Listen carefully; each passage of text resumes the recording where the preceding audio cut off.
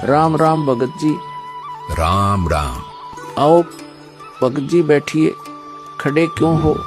संत रामपाल जी महाराज अपने परने को पुलिया की दीवार पर बिछा देते हैं और महात्मा जी से बैठने का आग्रह करते हैं। कहाँ से आए हो बेटा, क्या करते हो? भगत जी वैसे तो मेरा गांव धनाना है, जिला सोनीपत में पड़ता है। अब एक छोटा सा मकान बनाकर रोहतक में रहता हूँ। जूनियर इंजीनियर था, लेकिन अब नौकरी छोड़ दी है। बेटा तेरे धनाना और रोहतक वाले घर के बारे में तो मैं अच्छी तरह से जानता हूँ, और यह भी जानता हूँ कि तेरे 2 पुत्र और 2 पुत्री हैं। मैं तो यह पूछ रहा था कि इस जन्म से पहले तेरा घर कहाँ था? अरे इन महात्मा जी को मेरे बारे में इतना कैसे पता है? महात्मा जी, इस जन्म से पहले हम सतलोक में थे, वही हमारा घर था। लगता है ये भगत जी राधा स्वामी पंथ के अनुयायी हैं।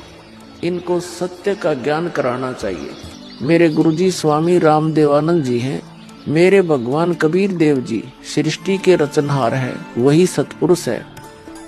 कुछ पंथ वाले सतलोक के विषय में तो बताते हैं, लेकिन वे सतपुरुष को निराकार बताते हैं, जो कि बिल्कुल झूठ है। भक्त जी, मैं स्वयं संत गरीबदास जी के पंथ से जुड़ा हूँ। संत गरीबदास जी गांव छुड़ानी जिला झज्जर वाले थे, और उनको 10 वर्ष की उम्र में कबीर परमात्मा जी जिंदा महात्मा के रूप में मिले थे।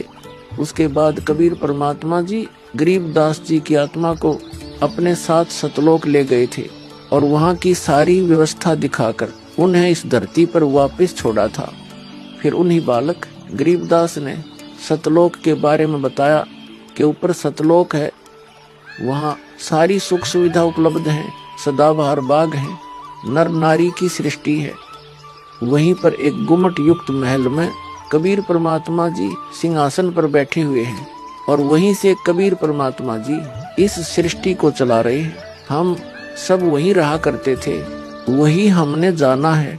जो सतलोक में केवल प्रकाश ही प्रकाश बताते हैं, उनका ज्ञान गलत है, वे मोक्ष प्राप्त नहीं कर सकते। भक्त जी, उस बालक गरीबदास ने वाणियों के माध्यम से बताया है कि गरीब अनंत कोटि ब्रह्मांड का एक रति नहीं भार।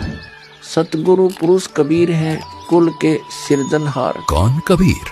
हम सुल्तानी नानक तारे दादू को